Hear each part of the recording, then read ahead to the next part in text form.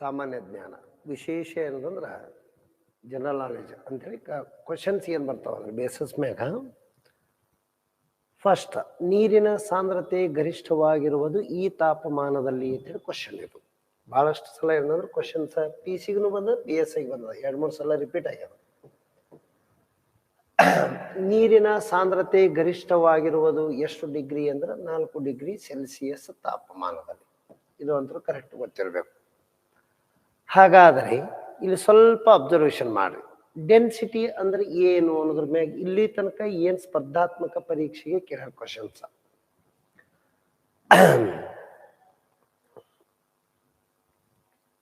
First density word ಹೆಂಗೆ ಹುಡ್ತು ಅನ್ನೋದು important. ಇವ್ರು ಯಾರು ಅಂದ್ರೆ ಆರ್ಕಿಮಿಡಿಯಸ್. ಇವ್ರು ಯಾರು? ಆರ್ಕಿಮಿಡಿಯಸ್. ಹಾಗಾದ್ರೆ ಯಾವ ದೇಶದವರು ಅಂದ್ರೆ ಇಟಲಿ ದೇಶದವರು. ಆರ್ಕಿಮಿಡಿಸ್ ಇವ ಇಟಲಿ ದೇಶದ ಏನದಂದ್ರೆ ವಿಜ್ಞಾನಿ ಅನ್ಕೊಂಡು. ಹಾಗಾಗಿ ಅಂದ್ರೆ ಸಾಂದ್ರತೆ ದ ವರ್ಡ್ ಡೆನ್ಸಿಟಿ ಕ್ವೈರ್ಡ್ ಬೈ ಆರ್ಕಿಮಿಡಿಸ್ದಿಂದನೇ ಬರ್ತದೆ ಅಂದಂಗ. ಏನ್ರಿ ಸರ್ ಇದು ಡೆನ್ಸಿಟಿ ಅಂದ್ರೆ ಏನು ಅಥವಾ ಏನಂದ್ರೆ ಸಾಂದ್ರತೆ ಅಂದ್ರೆ ಏನು ಅನ್ನೋದಂದ್ರ, ಆರ್ಕಿಮಿಡಿಸ್ ಒಬ್ಬ ರಾಜನ ಆಸ್ಥಾನದಲ್ಲಿ ಏನಂದ್ರೆ ಈಗ ಅಕ್ಬರ ಬೀರ್ಬಲ್ಲ, ಕೃಷ್ಣದೇವರಾಯ ತೆನಾಲಿರಾಮ ಈ ರೀತಿ ಏನದಂದ್ರ ಇದ್ದಾಗ ಇವರು ಏನದಂದ್ರೆ ಇಟಲಿಯಲ್ಲಿ ಏನದಂದ್ರೆ ಸಿಸಿಲಿ ಪಟ್ಟಣದಲ್ಲಿ ಒಬ್ಬ ರಾಜನ ಹತ್ತಿರ ಇರೋರು. ಹಾಗಾಗಿ ಏನಂದ್ರೆ ರಾಜ ಒಬ್ಬ ಅಕ್ಕ ಸಾಲಿಗನಿಗೆ ಕರೆಸಿರ್ತಾನ. ಆ ಅಕ್ಕ ಸಾಲಿಗನಿಗೆ ಕರೆಸಿಕಿಸಿಂದ್ರ ತನ್ನ ಅಕ್ಕ ಸಾಲಿಗನಿಗೆ ಕರೆಸಿ 1 kg ಬಂಗಾರ ಕೊಟ್ಟಿರ್ತಾನ. ನನ್ನ ತಲೆಯ ಗಾತ್ರದಷ್ಟು ಏನಂದ್ರೆ ಬಂಗಾರದ ಕಿರೀಟ ಮಾಡ್ಕೊಂಡು ಬಾ, 1 ಕಿಲೋ ಬಂಗಾರ ತಗೊಂಡು ಹೋಗು ಅಂತ ಹೇಳಿ. ಹಾಗಾಗಿ ಅಕ್ಕ ಸಾಲಿಗ 1 kg ಬಂಗಾರ ತೆಗೆದುಕೊಂಡು ಹೋಗಿಸಿಂದ್ರೆ ಕಿರೀಟ ಮಾಡ್ಕೊಂಡು ಬಂದಿರ್ತಾನ. ಆ ರಾಜ ಏನದಂದ್ರೆ ಕಿರೀಟ ತಂದ ಬಳಕ ಹಾಕೊಂಡು ನೋಡ್ತಾನ, ಮಾಡ್ಕೊಂಡು ಅಂದ್ರೆ ಆ ಕಿರೀಟ ತಂದು ರಾಜನಿಗೆ ಕೊಡ್ತಾರ, ರಾಜ ಹಾಕೋತಾರ, ಬಹಳ ಚಂದ ಅನಿಸ್ತಾವ. ಆದರೆ ರಾಜನಿಗೆ ಒಂದು ಏನು ಡೌಟ್ ಬರ್ತದೆ, ಕಿರೀಟ ಶುದ್ಧವಾದ ಬಂಗಾರದಿಂದ ಮಾಡಲಾಗಿದೆಯೋ ಅಥವಾ ಕಲಬೆರಿಕೆ ಮಾಡಲಾಗಿದೆಯೋ ಅನ್ನೋದು ಡೌಟ್ ಬರ್ತದೆ ರಾಜ. ಹಾಗಾಗಿ ಈ ಕಿರೀಟಕ್ಕೆ ಏನೂ ಆಗಬಾರ್ದು, ಬಟ್ ಇದು ಶುದ್ಧವಾಗಿದೆಯೋ ಕಲಬೆರಿಕೆ ಆಗಿದೆಯೋ ಕಂಡು ಹಿಡಿಲಿಕ್ಕೆ ಆ ಜವಾಬ್ದಾರಿ ಇವನಿಗೆ ಕೊಡ್ತಾನ ಕೆಲಸ. ಯಾರಿಗಿರಿ? ಆರ್ಕಿಮಿಡಿಸ್ಗ. ಹಾಗಾಗಿ ಉಂಡು ತಿಂದು ಸುಮ್ಮ ಅಡ್ಡಾಡವನಿಗೆ ಒಂದು ಚಿಂತೆ ಹಚ್ಚದಂಗ ಆಯ್ತು ಅದು ಆರ್ಕಿಮಿಡಿಸನಿಗೆ. ಆರ್ಕಿಮಿಡಿಸ್ ಏನದಂದ್ರ ಮನೆಗೆ ಹೋಗ್ತಾನ. ಮನೆಗೆ ಹೋದ ಬಳಕ ಈ ಕಿರೀಟಕ್ಕೂ ಏನೂ ಆಗಬಾರ್ದು, ಆದ್ರೆ ಇದು ಶುದ್ಧ ಅದೋ ಕಲಬೆರಿಕೆ ಅದೋ ಕಂಡು ಹಿಡಿಬೇಕು. ಅವನ ಮನೆಯಲ್ಲಿ ಸ್ನಾನಕ್ಕೆ ಈ ರೀತಿಯಾದಂತಹ ಒಂದು ನೀರಿನ ಟಬ್ ಇರ್ತವ. ಇದಕ್ಕ ನಾವು ಅವಾಗಿನ ಕಾಲದಲ್ಲಿ ಹೌಸ್ ಅಂತಿರ್ತೇವೆ. ಹಾಗಾಗಿ ಆ ಹೌಸದಲ್ಲಿ ಏನದಂದ್ರೆ 1 ಸಲ ಕಂಪ್ಲೀಟ್ ನೀರು ತುಂಬಿರ್ತದೆ. ಇದು ನೀರು ತುಂಬಿದಾಗ ಸ್ನಾನಕ್ಕೆ ನೀರ್ನಾಗ ಇಳಿತಾನ. ತುಂಬಾ ತುಂಬಿರುವ ಹೌಸದೊಳಗ ನೀರ್ನಾಗ ಇಳಿದ ತಕ್ಷಣ ನೀರು ಒಂದಿಷ್ಟು ಹೊರಗೆ ಚೆಲ್ತಾವ. ಅವಾಗ ಅವ ಗಾಬರಿ ಆಗಿಬಿಡ್ತಾನ, ಇದ್ರಾಗ ಇಳೆನ ನೀರು ಯಾಕೆ ಹೊರಗೆ ಚೆಲ್ಲೋದು ಅಂತೇಳಿ ಮತ್ತಿದ್ರ ನೀರು ತುಂಬ್ತಾನ. ತಾನು ಹೊರಗೆ ಬಂದು ಮತ್ತೊಮ್ಮೆ ಇದ್ರ ಹೋಗಿ ಇಳಿತಾನ, ಮತ್ತ ನೀರು ಚೆಲ್ತಾವ. ಅವಾಗ ಅದೇ ನೀರಿನಲ್ಲಿಯೇ ಕುಳಿತು ಅವ ಒಂದು ನಿರ್ಧಾರಕ್ಕೆ ಬರ್ತಾನ, ನನ್ನ ದೇಹದ ಗಾತ್ರ ಎಷ್ಟು ಇದೆಯೋ ಅಷ್ಟು ಪ್ರಮಾಣದಲ್ಲಿ ನೀರು ಹೊರ ಚೆಲ್ಲಲಾಗುತ್ತಿದೆ ಅಂತ ಹೇಳಿ.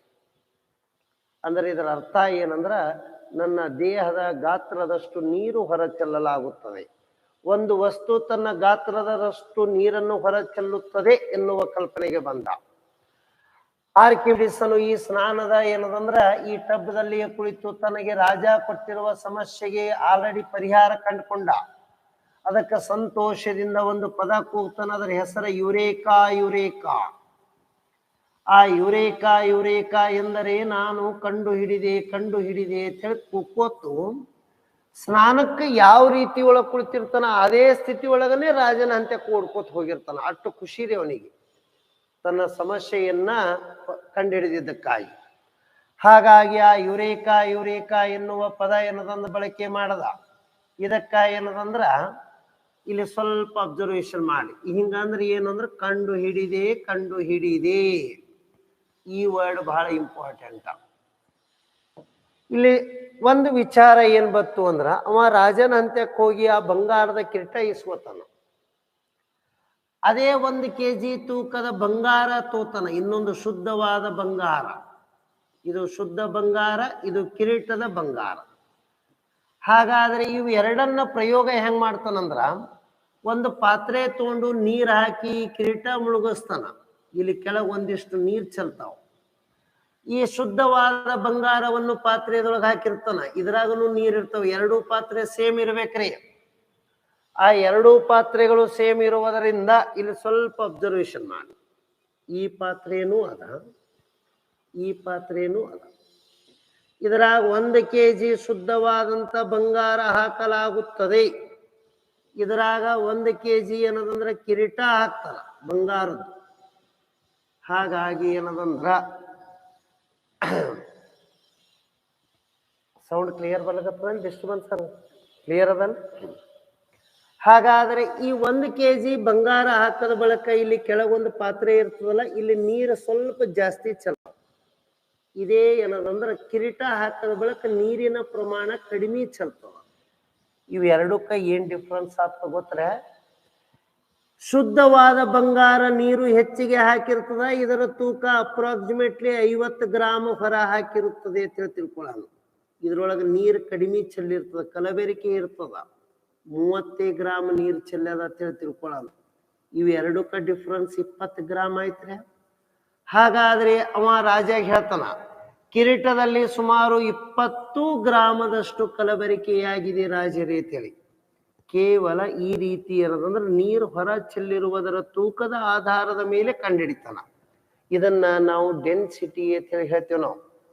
ಹಾಗಾದರೆ ಸಾಂದ್ರತೆ ಎನ್ನುವುದು ಹುಟ್ಟು ಹಾಕಿದವರು ಯಾರು ಅಂದ್ರೆ ಆರ್ಕಿಮಿಡಿಸ್. ಇವನು ಬೇಸಸ್ ಏನೆಲ್ಲ ಕ್ವಶನ್ ಬರ್ತಾವ ನೋಡ್ರಿ. ಆರ್ಕಿಮಿಡಿಸ್ನ ಆಧಾರದ ಮೇಲೆ ಒಂದು 4 ಕ್ವಶನ್ ನೆನ್ಪಿಟ್ಕೋರಿ. ಫಸ್ಟ್, ಸಾಂದ್ರತೆ ಅಂದ್ರೆ ಏನು ಅಂತ ಕೇಳ್ತಾರ. ಹಾಗಾದ್ರೆ ಸಾಂದ್ರತೆ ಇದಕ್ಕ ಇಂಗ್ಲಿಷ್ನಾಗ ನಾವು ಡೆನ್ಸಿಟಿ ಅಂತ ಹೇಳಿ ಕರಿತೇವೆ ನಾವು, ಡೆನ್ಸಿಟಿ. ಹಾಗಾದ್ರೆ ಇದರ ಮೀನಿಂಗ್ ಏನು ಅಂದ್ರ ರಾಶಿ ಡಿವೈಡೆಡ್ ಬೈ ಗಾತ್ರ. ಸೂತ್ರ ಇದು ನೆನಪಿಟ್ಕೋರಿ. ರಾಶಿಗೆ ಇಂಗ್ಲಿಷ್ನಾಗ ಏನ್ ಅನ್ಬೇಕು ಅಂದ್ರೆ ಮಾಸ್, ಗಾತ್ರಕ್ಕೆ ಏನ್ ಅನ್ಬೇಕು ಅಂದ್ರೆ ವಾಲ್ಯೂಮ್. ಹಾಗಾದ್ರೆ ರಾಶಿಯನ್ನು ಎದುರಾಗಡಿತಾರ ಅಂತ ಕೇಳ್ತಾರ ಕೆಜಿ, ವಾಲ್ಯೂಮ್ ಎದುರಾಗಡಿತಾರ ಅಂದ್ರೆ ಮೀಟರ್ ಕ್ಯೂಬ್. ಡೆನ್ಸಿಟಿಯ ಮಾನ ಏನಾಗಿದೆ ಅಂದ್ರೆ ಕೆಜಿ ಪರ್ ಮೀಟರ್ ಕ್ಯೂಬ್ ಆಗಿದೆ. ಇದು ಫಸ್ಟ್ ಕ್ವಶನ್. ಸಾಂದ್ರತೆಯ ಸೂತ್ರ ರಾಶಿ ಡಿವೈಡೆಡ್ ಬೈ ಗಾತ್ರ, mass divided by volume, KG per metre cube. ಅದರದ್ದು SI ಯೂನಿಟ್ ಆಯ್ತು, ಅಂದ್ರೆ ಸಿಸ್ಟಮ್ ಅದರದ್ದು ಯೂನಿಟ್ ಆಯ್ತು, ಮಾನ ಆಯ್ತು. ಇದು ಎಷ್ಟು ಫಸ್ಟ್ ಕಾನ್ಸೆಪ್ಟ್. ಯುರೇಕಾ ಯುರೇಕಾ ಎನ್ನುವ ಪದ ನೀಡಿದವರು ಯಾರು ಅಂತ ಕೇಳಿದ್ರು ಅಂದ್ರೆ ಆರ್ಕಿಮಿಡಿಸ್. ಸಮುದ್ರದಲ್ಲಿ ಹಡಗುಗಳು ತೇಲುವುದು ಯಾರ ತತ್ವ ಅಂತ ಕೇಳಿದ್ರು ಆರ್ಕಿಮಿಡಿಸ್. ಕಾನ್ಸ್ಟೇಬಲ್ ಕೇಳಿದ್ರು ಹಡಗುಗಳು ತೇಲುವುದು ಯಾರ ತತ್ವ ಅಂತ ಕೇಳ್ತಾರ, ಇದನ್ನು ಆರ್ಕಿಮಿಡಿಸ್ನ ತತ್ವ ಅಂತ ಹೇಳಿ ಹೇಳ್ತೇವೆ ನಾವು. ಇನ್ನ ಡೆನ್ಸಿಟಿ ಬೇಸಸ್ ಮ್ಯಾಗ ಬರುವ ಪ್ರಶ್ನೋತ್ತರಗಳು ಹೆಂಗಿರ್ತಾವ ನೋಡ್ರಿ. ಏನೇನದಾವ? ಫಸ್ಟ್, ಯಾವದ ಸಾಂದ್ರತೆ ಕಮ್ಮಿ ಇರ್ತದ ಅದು ತೇಲ್ತದ ಅನ್ನಂಗ. ನೀರಿನ ಸಾಂದ್ರತೆ ಎಷ್ಟು ಆಗಿರುತ್ತದೆ ಇದು ಫಸ್ಟ್ ಗೊತ್ತಿರಲಿ. ಯಾಕಂದ್ರೆ ಇದನ್ನೇ ರಿಲೇಟಿವ್ ಡೆನ್ಸಿಟಿ ತೋಳಲಕ್ಕೆ ಇದೇ ಕಂಪೇರ್ ಮಾಡ್ತೀವಿ ನಾವು. ನೀರಿನ ಸಾಂದ್ರತೆ 1000 kg ಪರ್ ಮೀಟರ್ ಕ್ಯೂಬ್ ಆಗಿದೆ. ಇದು ಆಯ್ತು. ಹಾಗಾದರೆ ಏನಂದ್ರೆ ನೀರಿನ ಸಾಂದ್ರತೆ ಅಳೆಯುವ ಉಪಕರಣ ಯಾವುದು? ಸಾಂದ್ರತೆ ಅಳೆಯುವ ಉಪಕರಣ ಹೈಡ್ರೋ ಎಂದರೆ ನೀರು, ಮೀಟರ್ ಮಾಪಕ. ಇನ್ನ ಹಾಲಿನ ಸಾಂದ್ರತೆ, ಶುದ್ಧವಾದ ಹಾಲಿನ ಸಾಂದ್ರತೆ ಎಷ್ಟಿರ್ತದ ಅಂತ ಕೇಳ್ತಾರ. Density of milk 1026 kg per metre cube. ಇದು ಹೇಳ್ಬೇಕು. ಇನ್ನ ಹಾಲಿನ ಶುದ್ಧತೆ ಅಥವಾ ಸಾಂದ್ರತೆ ಅಳೆಯುವ ಉಪಕರಣ ಯಾವುದು ಅಂತ ಕೇಳಿದ್ರೆ ಲ್ಯಾಕ್ಟೋಮೀಟರ್ ಅನ್ನಬೇಕು. ಲ್ಯಾಕ್ಟೋ ಎಂದರೆ ಹಾಲು, ಇದು ನೆನಪಲ್ಲಿ. ಲ್ಯಾಕ್ಟಿಕ್ ಆಮ್ಲ ಮೊಸರಿನಲ್ಲಿ ಇರ್ತದ. ಲ್ಯಾಕ್ಟೋಸ್ ಹಾಲಿನಲ್ಲಿರುವ ಸಕ್ಕರೆ. ಲ್ಯಾಕ್ಟೋಬ್ಯಾಸಿಲಿಯಸ್ ಹಾಲನ್ನು ಮೊಸರಾಗಿಸುವ ಬ್ಯಾಕ್ಟೀರಿಯಾ. ಒಟ್ಟು ಲ್ಯಾಕ್ಟೋನು ವರ್ಡ್ ಬರ್ತಾರೆ ಮಿಲ್ಕ್. ನೆಕ್ಸ್ಟ್, ಹಾಲಿನ ಸಾಂದ್ರತೆ ಎಷ್ಟಿರ್ತದೆ? 1026. ಅದನ್ನು ಶುದ್ಧತೆ ಅಳೆಯುವ ಉಪಕರಣ ಲ್ಯಾಕ್ಟೋಮೀಟರ್. ಮತ್ತೆ ಏನೇನು ನಮ್ಗೆ ಗೊತ್ತಿರಬೇಕು ಅನ್ನೋದು.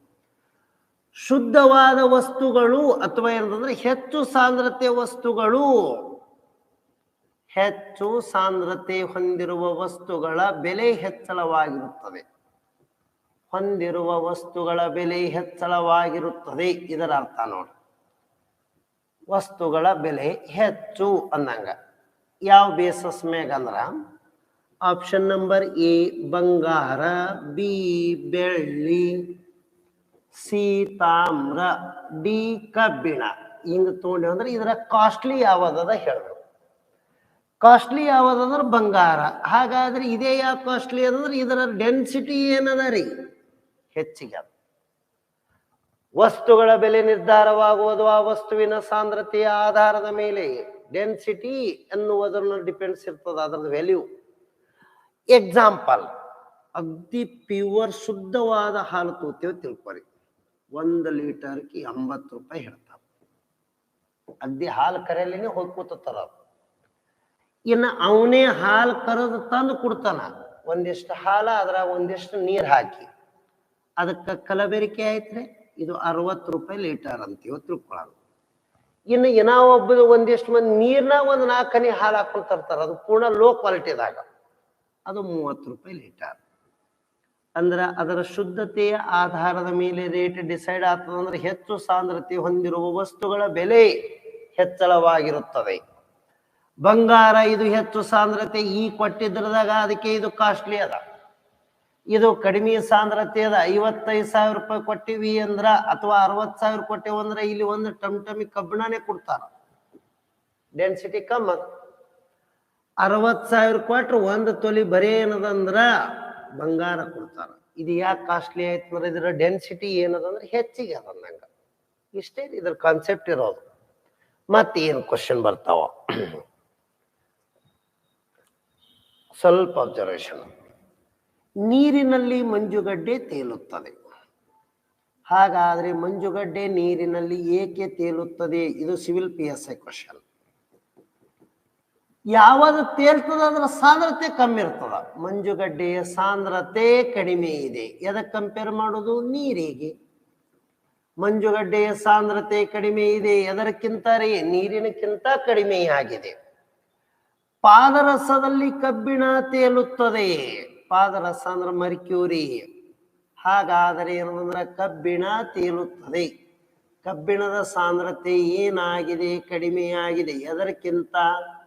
ಪಾದರಸದಕ್ಕಿಂತ ಕಡಿಮೆಯಾಗಿದೆ. ಇದೇ ಹೇಳ್ದ. ಇನ್ನ ಮೊಟ್ಟೆ ಕುದಿಸ್ತೀವಲ್ಲ, ನೀರಿನಲ್ಲಿ ಶುದ್ಧವಾದ ಮೊಟ್ಟೆಗಳು ಮುಳುಗುತ್ತವೆ.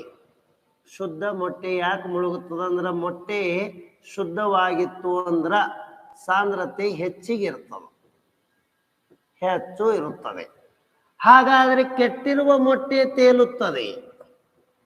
ಕೆಟ್ಟಿರುವ ಮೊಟ್ಟೆಯ ಸಾಂದ್ರತೆ ಕಡಿಮೆಯಾಗುತ್ತದೆ. ಅಂದ್ರೆ ಯಾವ ಕಡಿಮೆ ಇರ್ತಾವ ಅವು ಏನಾಗ್ತವ? ತೇಲ್ತಾವ. ಮೃತದೇಹಗಳು ನೀರಿನಲ್ಲಿ ತೇಲುತ್ತವೆ. ದೇಹಗಳು ನೀರಿನಲ್ಲಿ ತೇಲುತ್ತವೆ ಏಕೆಂದರೆ ತೇಲುವ ವಸ್ತುವಿನ ಸಾಂದ್ರತೆ ಏನದ ತಿಳಿದೀವ್ರಿ? ಸಾಂದ್ರತೆ ಕಡಿಮೆಯಾಗಿರುತ್ತದೆ. ಇದು ರೀಸನ್ ಕೊಡ್ಬೇಕು. ಇನ್ನು ನೋಡ್ರಿ, ನದಿ ನೀರಿಗೆ ಸಿಹಿ ನೀರಂತೀವಿ, ಸಮುದ್ರದ ನೀರಿಗೆ ಉಪ್ಪು ನೀರಂತೀವಿ. ಹಾಗಾದರೆ ನದಿ ನೀರು ಸಿಹಿ ನೀರು, ಇದು ಕುಡಿಯಲು ಯೋಗ್ಯವಾಗಿರುವುದು. ಸಮುದ್ರದ ನೀರು ಉಪ್ಪು ನೀರು. ಉಪ್ಪು ನೀರು, ಈ ಉಪ್ಪು ನೀರಿನ ಸಾಂದ್ರತೆ ಹೆಚ್ಚಿಗಿರ್ತವ, ಇದರ ಸಾಂದ್ರತೆ ಕಡಿಮೆ ಇರ್ತವ. ಕರೆಕ್ಟ್? ಹಾಗಾದ್ರೆ ನಾವು ಈಜು ಕಲಿಬೇಕು ಅಂದ್ರೆ ತೇಲ್ಬೇಕು. ಮೇನ್ ನಾವು ತೇಲ್ಬೇಕು ಅಂದ್ರೆ ಕೆಳಗಡೆ ಇರುವ ನೀರಿನ ಸಾಂದ್ರತೆ ಹೆಚ್ಚಿಗಿರ್ಬೇಕು. Question UPSC. ನಾವು ನದಿ ಈಜುವುದರ ಬದಲಾಗಿ ಸಮುದ್ರ ಈಜುವುದು ಸುಲಭ. ಏಕೆಂದರೆ ಸಮುದ್ರದ ನೀರು ಎಂಥ ನೀರು? ಉಪ್ಪು ನೀರು. ಉಪ್ಪು ನೀರಿನ ಸಾಂದ್ರತೆ ಹೆಚ್ಚಳವಾಗಿದ್ದು ಅಲ್ಲಿ ನಾವು ತೇಲುತ್ತೇವೆ. ಇದು ಹೇಳಬೇಕು. ಹಾಗಾಗಿ ಕ್ವಶನ್ ಇಷ್ಟೇ, ನದಿ ಈಜುವುದರ ಬದಲಾಗಿ ಸಮುದ್ರ ಈಜುವುದು ಸುಲಭ. ಸಮುದ್ರದ ಉಪ್ಪು ನೀರಿನ ಸಾಂದ್ರತೆ ಹೆಚ್ಚಳವಾಗಿರುತ್ತದೆ, ಅಲ್ಲಿ ನಮ್ಮ ದೇಹದ ಸಾಂದ್ರತೆ ಕಡಿಮೆಯಾಗುತ್ತದೆ. ಇದು ಒಂದು ರೀಸನ್. ನದಿಯಿಂದ ಚಲಿಸುತ್ತಿರುವ ಹಡಗೊಂದು ಸಮುದ್ರ ಸೇರಿದಾಗ ಹಡಗು ಏನಾಗುತ್ತದೆ ಅಂತ ಕೇಳ್ತಾನೆ. ನದಿಯಾಗಿಂದು ಹಡಗು ಹೋಗಿ ಸಮುದ್ರ ಕೂಡ ಅಲ್ಲಿ ಏನಾಗ್ತದ? ನದಿಯ ನೀರು ಸಿಹಿ ನೀರು, ಸಮುದ್ರದ ನೀರು ಉಪ್ಪು ನೀರು, ಉಪ್ಪು ನೀರಿನಲ್ಲಿ ತೇಲುತ್ತದೆ. ಹಾಗಾದರೆ ನದಿಯಿಂದ ಚಲಿಸಿದ ಹಡಗೊಂದು ಸಮುದ್ರ ಸೇರಿದಾಗ ಹಡಗು ಸ್ವಲ್ಪ ಎತ್ತರಗೊಳ್ಳುತ್ತದೆ. ಲಿಟಲ್ ರೈಸಸ್ ಅಪ್ವರ್ಡ್, ಸ್ವಲ್ಪ ಎತ್ತರ ಆಗ್ತದ. ಅಂದ್ರೆ ತನಕ್ಕಿಂತನೂ ಸ್ವಲ್ಪ ಎತ್ತರ ಆಗ್ತದ. ಇದು ಹೇಳ್ಬೇಕು ನಾವು. ಹಡಗು ಯಾರ ತತ್ವದ ಮೇಲೆ ಕಾರ್ಯನಿರ್ವಹಿಸುತ್ತದೆ? ಆರ್ಕಿಮಿಡಿಸ್ನ ತತ್ವ. UPSC ಒಂದು ಕ್ವಶನ್ ಬಂದಿತ್ತು, ಇದು ಕಾನ್ಸ್ಟೇಬಲ್ ಕೇಳಿದ್ದು. ಕಬ್ಬಿಣದ ಮೊಳೆಯು ನೀರಿನಲ್ಲಿ ಮುಳುಗುತ್ತದೆ, ಕಬ್ಬಿಣದಿಂದ ಮಾಡಿದ ಹಡಗು ತೇಲುತ್ತದೆ, ಏಕೆ? ಕಬ್ಬಿಣದ ಮಳೆ ನೀರಿನಾಗ ಹೋಗಿದ್ರೆ ಮುಳುಗುತ್ತದ, ಕಬ್ಬಿಣದಿಂದ ಮಾಡಿರುವ ಹಡಗು ತೇಲುತ್ತದೆ, ಏಕೆ? ಏಕೆಂದರೆ ಹಡಗು ತನ್ನ ಗಾತ್ರದಷ್ಟು ನೀರನ್ನು ಹೊರ ಹಾಕುತ್ತದೆ. ತನ್ನ ಗಾತ್ರದಷ್ಟು ನೀರನ್ನು ಹೊರ ಹಾಕುತ್ತದೆ, ಆದ್ದರಿಂದ ತೇಲುತ್ತದೆ. ಇಷ್ಟೇ ಹೇಳ್ಬೇಕ್ರಿ. UPSC prelims. ಹಡಗು ತನ್ನ ಗಾತ್ರದಷ್ಟು ನೀರನ್ನು ಹೊರ ಹಾಕುವುದು, ಇದು ಹೇಳ್ಬೇಕು ನಾವು. ಇಲ್ಲಿ ತನಕ ಇದು. ಇನ್ನ UPSC ಏನೋ ಒಂದು ಕ್ವಶನ್, ವಾತಾವರಣದಲ್ಲಿ ಮೋಡಗಳು ತೇಲುತ್ತವೆ, ಏಕೆ? ಯಾವ ತೇಲ್ತಾವ? ಡೆನ್ಸಿಟಿ ಕಮ್ಮಿ ಇರ್ತದೆ ಅಂತ ಹೇಳ್ಬೇಕು. ಹಾಗಾದರೆ ಮೋಡಗಳು ತೇಲುತ್ತವೆ. ಮೋಡಗಳು ಏಕೆ ತೇಲುತ್ತವೆ ಅಂದ್ರೆ ಅವುಗಳ ಸಾಂದ್ರತೆ ಕಡಿಮೆ ಇರುತ್ತದೆ, ಅದಕ್ಕೆ ತೇಲ್ತವ. ಯಾವ ಗ್ರಹ ಕಡಿಮೆ ಇರೋದಂದ್ರೆ ಸಾಂದ್ರತೆಯನ್ನು ಹೊಂದಿದೆ?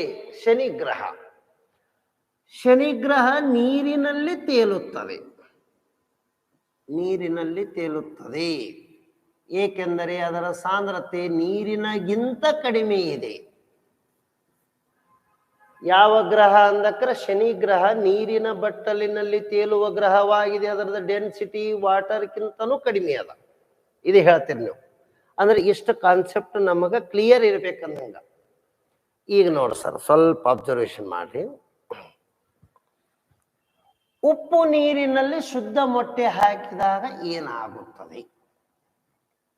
ಈಗ ಬರೀ ನೀರಿನಾಗ ಹಾಕಿದೀವಿ ಅಂದ್ರೆ ಮುಳುಗುತ್ತದೆ. ಉಪ್ಪು ನೀರಿನಲ್ಲಿ ಶುದ್ಧ ಮೊಟ್ಟೆ ಹಾಕಿದಾಗ, ಉಪ್ಪು ನೀರಿನಲ್ಲಿ ಶುದ್ಧ ಮೊಟ್ಟೆ ಹಾಕಿದಾಗ ತೇಲುತ್ತದೆ.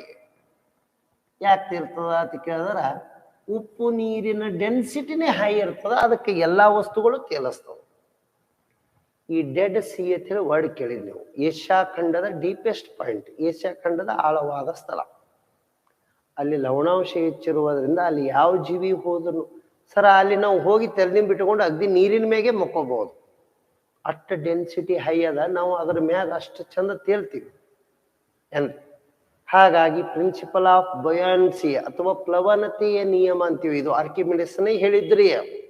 ತೇಲುವಿಕೆಯ ನಿಯಮ, ಪ್ಲವನತೆ, ಬಯಾನ್ಸಿ, ಈ ರೀತಿ ಕರಿತೀವಿ ನಾವು. ಹಾಗಾಗಿ ಕ್ವಶನ್ ಕೇಳ್ತಾರ ಏನಂತೇಳಿ ಅಂದ್ರ, ಈ ಆರ್ಕಿಮಿಡಿಸ್ನ ಬಗ್ಗೆ ದ ಫಿಸಿಕಲ್ ಲಾ ಆಫ್ ಬಯಾನ್ಸಿ ಇವನ ಬಗ್ಗೆ ಕೇಳೋದು. ದ ಫಿಸಿಕಲ್ ಲಾ ಆಫ್ ಪ್ಲವನತೆ ಅಂತ ನಾವು. ದ ಫಿಸಿಕಲ್ ಲಾ ಆಫ್ ಬಯಾನ್ಸಿ ಅಂದ್ರೆ ಪ್ಲವನತೆ ನಿಯಮ ಎಂದು ಯಾವುದಕ್ಕೆ ಕರೆಯುತ್ತಾರೆ? ಯಾರು ಕಂಡಿಡ್ದಾರ ಅಂದ್ರೆ ಆರ್ಕಿಮಿಡಿಸ್. ಇವನ ಹೆಸರೇ ಹೇಳ್ಬೇಕು. ಇಷ್ಟೆಲ್ಲ ಕ್ವಶನ್ ಎದರ ಮ್ಯಾಗ ಬಂದಾವ ಅಂದ್ರೆ ಡೆನ್ಸಿಟಿ ಮ್ಯಾಗ ಕೇಳಿದ್ದು ಕ್ವಶನ್. ಏನಾವ ಅಂದಿನ ಕ್ವಶನ್ ನೋಡ್ರಿ. ಮೋಡಗಳು ವಾತಾವರಣದಲ್ಲಿ ತೇಲುತ್ತವೆ ಏಕೆ? UPSC prelims question. ತೇಲುವ ವಸ್ತುಗಳ ಸಾಂದ್ರತೆ ಕಡಿಮೆಯಾಗಿರುತ್ತದೆ.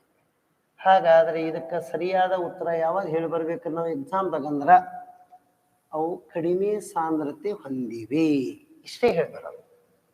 Next question. ಅನಿಲದ ಸಾಂದ್ರತೆ ಯಾವಾಗ ಹೆಚ್ಚು ಇರುತ್ತದೆ?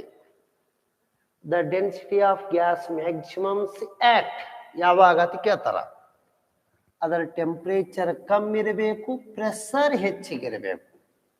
ಹಾಗಾದರೆ ಏನಂದ್ರ ಇದರ ಅರ್ಥ low temperature and high pressure ಅವಾಗ ಆಟೋಮೆಟಿಕ್ ಏನಾಗಿರ್ತದೆ ಹೇಳ್ರಿ ನೋಡೋಣ. ಇದರದು ಡೆನ್ಸಿಟಿ, ಗ್ಯಾಸದ ಡೆನ್ಸಿಟಿ ಹೈಯೆಸ್ಟ್ ಇರ್ತದೆ ಅಂದಂಗ.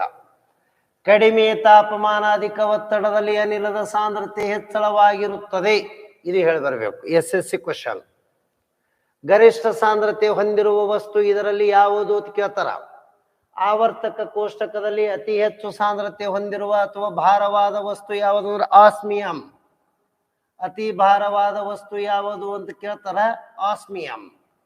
ಹಾಗಾದ್ರೆ ಅತ್ಯಂತ ಹಗುರವಾದ ವಸ್ತು ಯಾವುದು ಅಂತ ಕೇಳಿದ್ರ ಲಿಥಿಯಂ. ಹಗುರ. High density, low density. ಮೊಬೈಲ್ಗಳಲ್ಲಿರುವ ಬ್ಯಾಟ್ರಿ ಎದರದಿಂದ ಮಾಡಿರ್ತಾರೆ, ಲಿಥಿಯಂದಿಂದ ಮಾಡಿರ್ತಾರೆ. ಇಷ್ಟೇ ಇದು. ಹೆಚ್ಚು ಭಾರ, ಕಡಿಮೆ ಭಾರ, ಹಗುರ ಅಂದಂಗದು. ಇನ್ನು ಇಲ್ಲೊಂದು ಕ್ವಶನ್ ಅದ ನೋಡಿ, ಅರ್ಥಶಾಸ್ತ್ರದ ಪಿತಾಮಹ ಯಾರು ಅಂತ ಹೇಳಿ. ಇದ್ರ ಬಗ್ಗೆ ಕ್ವಶನ್ ಏನದಂದ್ರೆ, ಇವರಿಗೆ ಎಲ್ಲರಿಗೂ ಗೊತ್ತಿದ್ದವ್ರು ಯಾರು ಸರ್ ಇವರು. ಯಾಕಂದ್ರೆ ಆಡಮ್ ಸ್ಮಿತ್, ಕರೆಕ್ಟ್ರೆ? ಹಾಗಾದ್ರೆ ಇವ್ರ ಬಗ್ಗೆ ಒಂದು 2-3 ವಿಚಾರಗಳು ನಮ್ಗೆ ಗೊತ್ತಿರಬೇಕು. Who is father of economics? Adam Smith.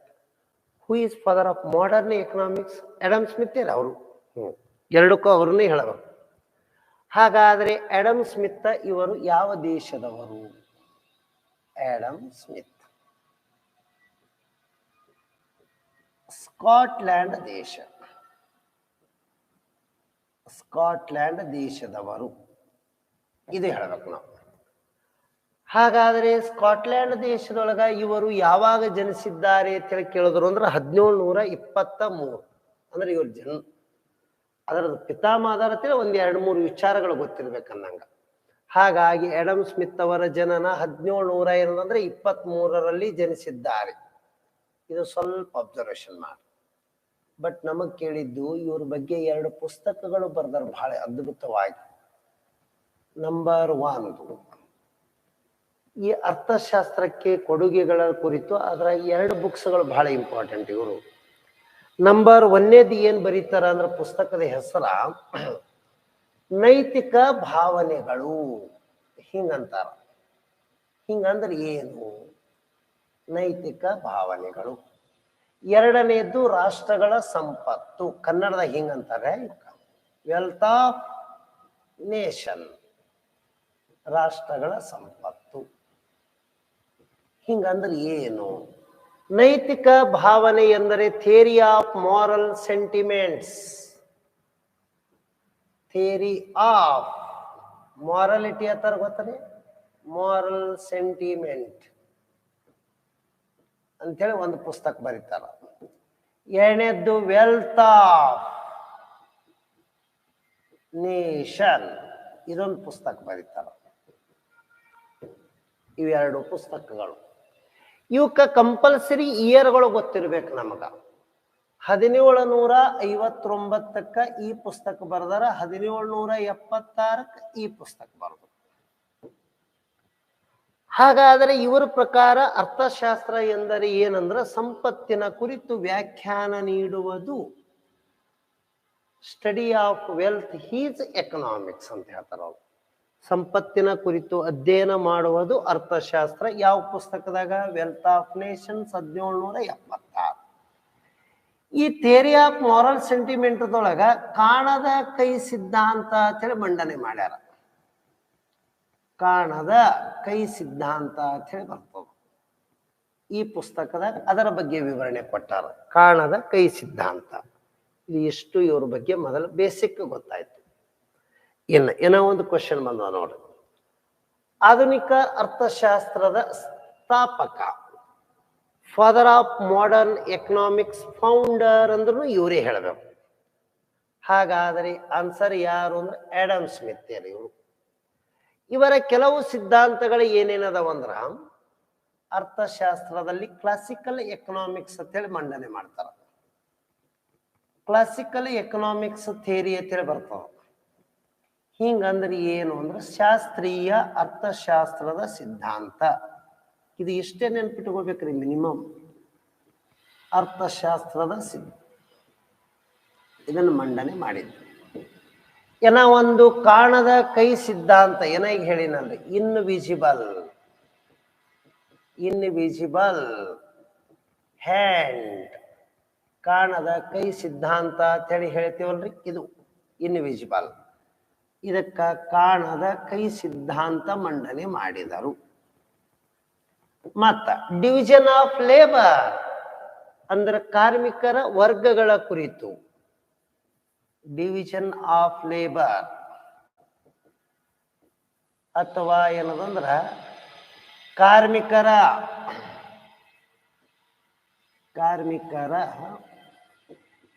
ವರ್ಗೀಕರಣ ಕುರಿತು ಹೇಳ್ಯಾರ. ಏನ ಒಂದು ಇಂಪಾರ್ಟೆಂಟ್ ಇವ್ರದು ಏನಂದ್ರ ಆರ್ಥಿಕ ಉದಾರ ನೀತಿ. ಇದಕ್ಕೆ ನಾವು ಲಿಬರಲೈಸೇಷನ್ ಆಫ್ ದಿ ಎಕನಾಮಿಕ್, ಹಾಗಾಗಿ ಆರ್ಥಿಕ ಉದಾರ ನೀತಿ ಮಂಡನೆ ಮಾಡಿದ್ದಾರೆ.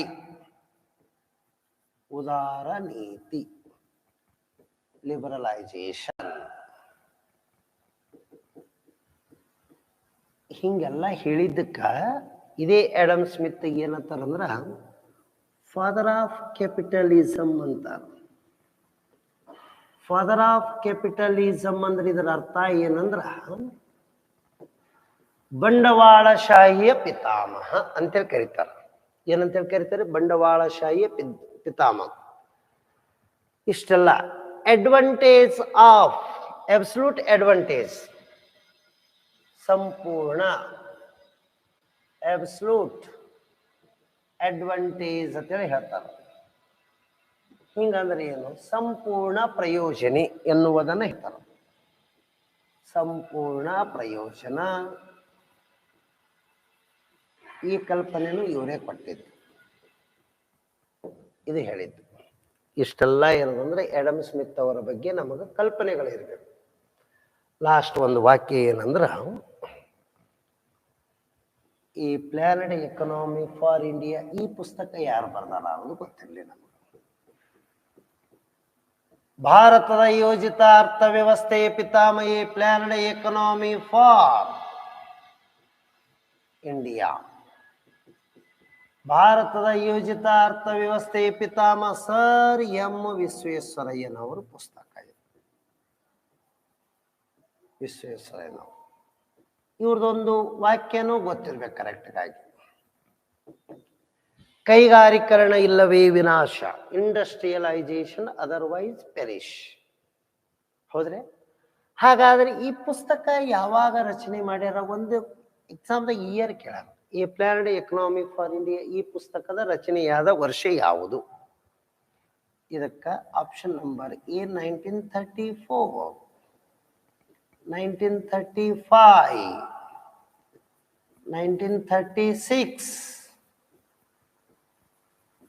1918 ಇಷ್ಟು ಬರ್ತೀನಿ ನೋಡಿ. ಇಷ್ಟು ಇದಕ್ಕೆ ಒಂದಕ್ಕೆ ಆನ್ಸರ್ ಮಾಡಿಬಿಟ್ರಿ ಕಮೆಂಟ್ಸ್ ಬಾಕ್ಸ್ನಾಗ. ಎಲ್ಲರಿಗೂ ಧನ್ಯವಾದಗಳು. Thank you.